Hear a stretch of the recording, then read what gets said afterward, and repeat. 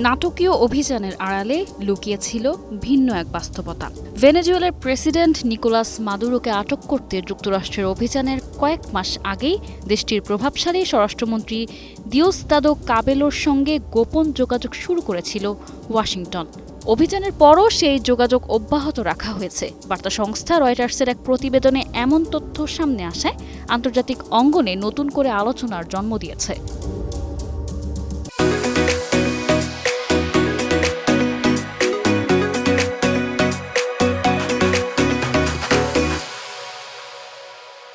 এই যোগাযোগ ট্রাম্প প্রশাসনের শুরুর সময় থেকেই করা হচ্ছিল এবং মাদুরোকে অপসারণের ঠিক আগের কয়েক সপ্তাহ পর্যন্ত চলতে থাকে। রয়টার্সের প্রতিবেদনে বলা হয়, 4টি সূত্র জানায় যুক্তরাষ্ট্রের কর্মকর্তারা 62 বছর বয়সী কাবেলোকে সতর্ক করে দেন তার নিয়ন্ত্রণাধীন নিরাপত্তা বাহিনী বা ক্ষমতাসীন দলের সশস্ত্র সমর্থকদের যেন দেশের বিরোধীদের লক্ষ্য করে ব্যবহার না করা হয়। গোয়েন্দা সংস্থা, পুলিশ ও সশস্ত্র বাহিনীসহ এই নিরাপত্তা কাঠামোটি 3 জানুয়ারির যুক্তরাষ্ট্রের অভিযানের পরও মূলত কাবেলোর নিয়ন্ত্রণে আছে। মাদুরোকে ঘিরে কঠোর অবস্থান নেয়ার আড়ালেও ভিন্ন কৌশলে হেঁটেছে যুক্তরাষ্ট্র। সরাসরি সরকার পরিবর্তনের বদলে ওয়াশিংটন কাজে লাগিয়েছে মাদুরোরই ঘনিষ্ঠ ও প্রভাবশালী একজন মানুষকে।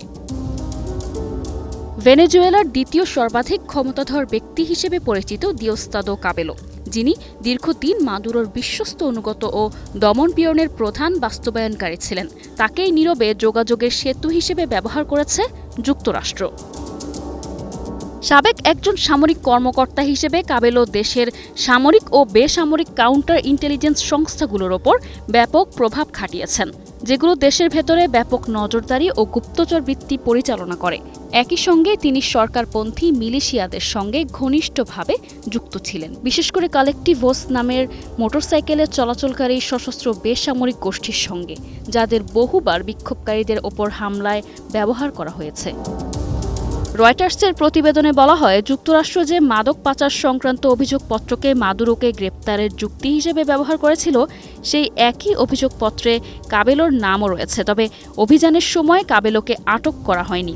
ভেনেজুয়েলার ভবিষ্যৎ শাসন ব্যবস্থা নিয়ে যুক্তরাষ্ট্র ও কাবেলোর আলোচনার পরিসর কতটা বিস্তৃত ছিল, কিংবা কাবেলো যুক্তরাষ্ট্রের সতর্ক বার্তা মানছেন কিনা তা স্পষ্ট নয় বলে জানিয়েছে রয়টার্স।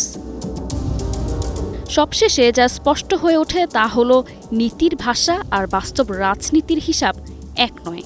প্রকাশ্যে মাদুরো সরকারকে অবৈধ ঘোষণা, নিষেধাজ্ঞা আর মানবাধিকার লঙ্ঘনের অভিযোগে সরব থাকলেও নেপথ্যে সেই সরকারেরই শক্ত খুঁটির সঙ্গে সমঝোতায় বসেছে যুক্তরাষ্ট্র, যাকে একসময় দমনপীড়নের মুখ হিসেবে তুলে ধরা হয়েছে, তাকেই আবার বানানো হয়েছে স্থিতিশীলতার রক্ষা কবচ।